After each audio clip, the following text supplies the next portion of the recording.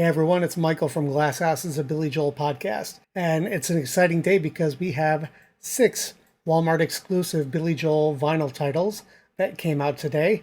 And I'm going to do a little unboxing, so to speak, and go through each of them. And some of these, it's the first time they've been released on vinyl by Sony proper since the original releases. So this is very exciting. So again, we've got 6 titles that came out today. I'm going to go through them here. We've got 1973's Piano Man, 1977's The Stranger, 1978's 52nd Street, 1980's Glass Houses, 1983's An Innocent Man, and 1989's Stormfront. All right, let's start with the first title of the bunch, and that's 1973's Piano Man. Now, I've already taken the liberty of slicing the shrink wrap, so it'll be easy to get into this here. And first of all, on the cover, we've got a few unique things already. We've got the Walmart exclusive hype sticker. And this one is on tan swirl vinyl. And this, along with all the other titles, have 12 by 12 prints that are unique to that album era. And we also have the Billy Joel 50 sticker that's on all of these as well, celebrating 50 years of Billy Joel's solo career. And again, the cover is consistent with the ones that are in the Volume 1 box set that came out in November. And here's the back, so you can see it as well. All right, so what we have here is the 12 by 12 print of Billy from the Piano Man era. And now we have the standard Piano Man sleeve. But the coolest part of all of these is going to be the vinyl itself. And here is Piano Man. It's actually pretty translucent, as you can tell here. You can see through it pretty well with the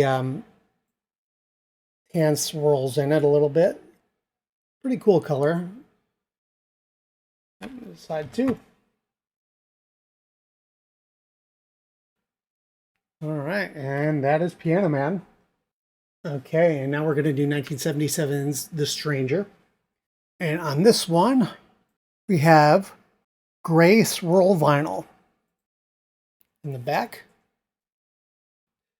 there's the print, which is also the same image that's used for the inner sleeve. But there's a nice standalone 12 by 12 print of Billy with the boxing gloves. The inner sleeve. Reverse side with lyrics. Let's take this one out. All right, look at this.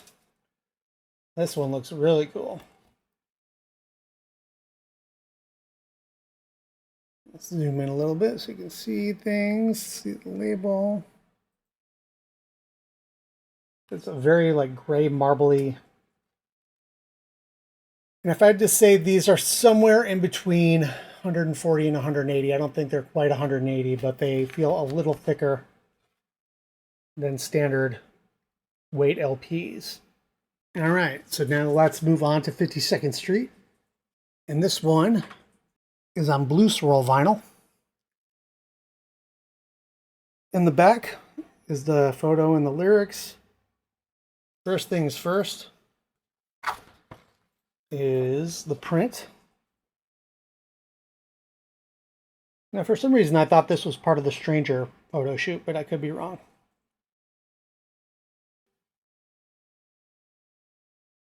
So the only bummer is that all of these so far, the seams are split on the inner jacket. Outer jackets look fine, but the inner jackets are split. And this just seems to be a trend lately with vinyl, where I think the inner sleeves are a little thinner and the edges of the records are thicker. And it seems like so many albums that I buy these days have blown out inner jackets like this. Let's see what we got for the vinyl look here. This looks nice.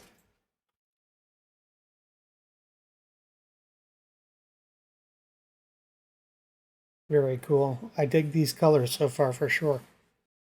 All right, so now we're charting into Glass Houses territory. Now we're getting into the 80s. And what's exciting about that is, we've got the vinyl box set Volume 1, which came out. And we've got The Stranger, which saw official release by Columbia in 2008 on vinyl. This is the first time that these next 3 albums were released by Columbia proper since their original vinyl releases.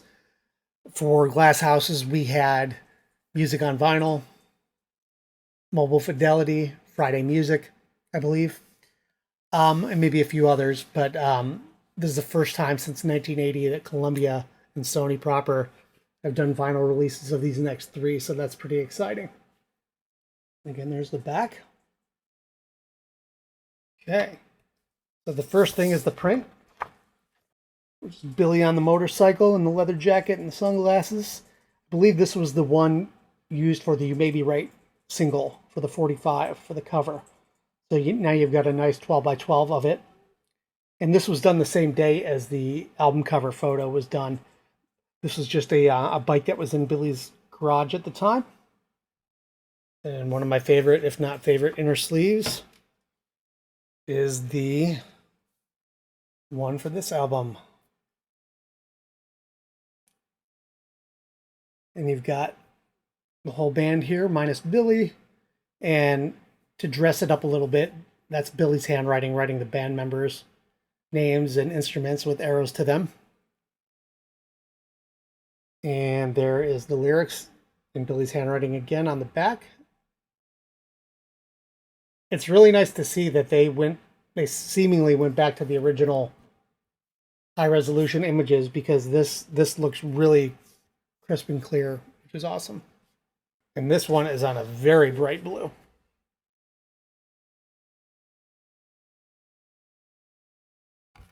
And I don't know if it's a printing thing, but you can barely read the Columbia logos here. It usually stands out a little more, the orange. You can't really see it here, but there it is. But it's a nice, very vibrant blue vinyl, which is pretty nice. I dig that. But again, like I said earlier, these are certainly a heavier weight than the standard 140 gram LPs. Probably not quite 180 gram. Typically, if it is 180 gram, it'll say it, because that's something that's often advertised. So I would put it a little under, but it's still a nice, decent sized weight pressing. So now we've got An Innocent Man, 1983 here.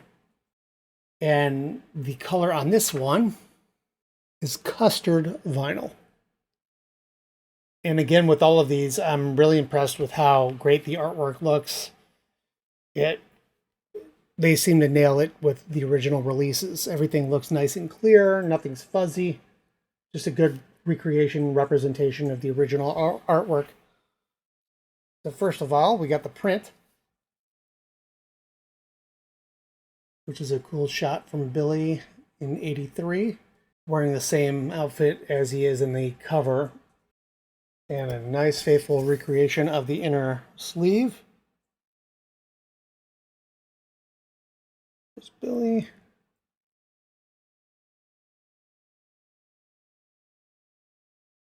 A couple photos and the lyrics and credits on each page. Very cool. Now you've got the vinyl itself. All right. This is interesting. It's a very light cream, I would say.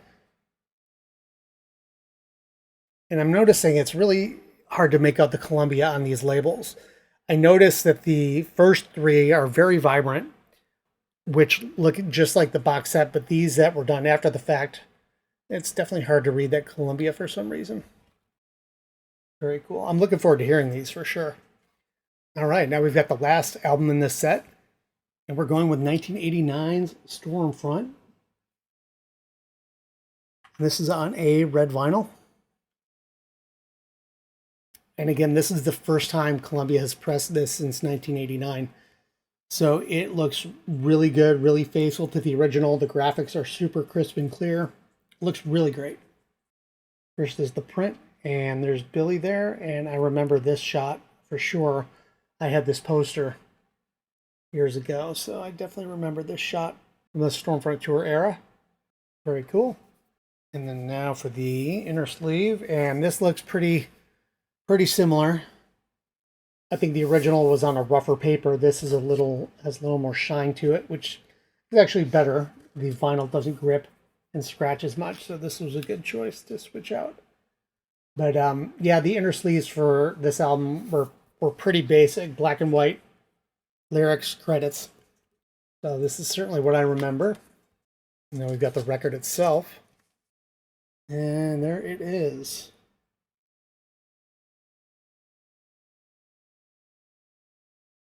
Looks a little more maroon to me than or maybe plum than a red, but I really dig it.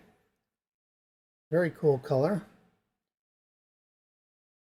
And again, it's got the different side two, like you saw back in the late 80s. A little closer with that one. I really dig the color choices. Certainly different. Yeah, very cool. So there we are, all 6 titles. Really cool to see. Back when Jeff Schock was still with us, I remember talking with him about vinyl quite a bit and Billy's stuff, and this was just around the time that vinyl was starting to get more popular, and I kind of lamented to the fact that while cool, the only vinyl releases at the time were which was the music on vinyl, which was the European stuff, or Friday Music, or Mobile Fidelity, which was more the audiophile stuff. And they did a pretty solid job overall, but with Columbia having access to these masters, the artwork and the presentation is just really fantastic. Color choices are really cool. I'm mostly looking forward to listening to these and seeing how they sound. Certainly these choices make sense if you're going to do 6 titles. They did the same thing with Metallica about a year ago this time, where they chose 6 titles and did limited colored vinyl as well.